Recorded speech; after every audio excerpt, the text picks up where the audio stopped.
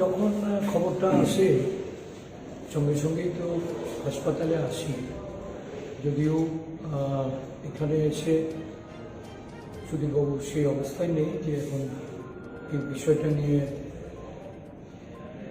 প্রকৃত ঘটনাটা জানা যায়। তবে যেটুকু শুনেছি ওনার সঙ্গে যে ওনার দেহরক্ষী ছিলেন, আজকে প্রাণঘাতী হামলা এই অভয়নগরে সুদীপবাবু একজন একনিষ্ঠ নেতা, যিনি এই নির্বাচনে সুদীপবাবুর হয়ে নির্বাচনী প্রচার কাজে অংশগ্রহণ করছেন।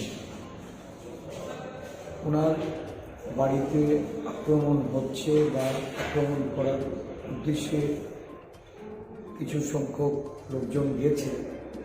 যখন এই খবরটা সুদীপবাবুর কাছে আসে তখন সুদীপবাবু ওইখান থেকে ওই কর্মীর বাড়ির দিকে রওনা হয়। সেখানে গিয়ে দেখতে পান যে তথ্যমন্ত্রী সুশান্ত চৌধুরী এবং ৬ আগরতলা কেন্দ্রের বিজেপি দলের যিনি প্রার্থী ডক্টর অশোক সিনহা, দুজনেই সেখানে দাঁড়ানো। সুদীপবাবু সেখানে গিয়ে প্রথমেই সুশান্তবাবুকে দেখতে পেয়ে সুশান্ত চৌধুরীকে উনি এই বিষয়টা সম্পর্কে জানতে চেয়েছে এবং যতদূর জানলাম যে সুশান্তবাবু উনি বলছিলেন যে আমি আছি, আমি বিষয়টা দেখছি।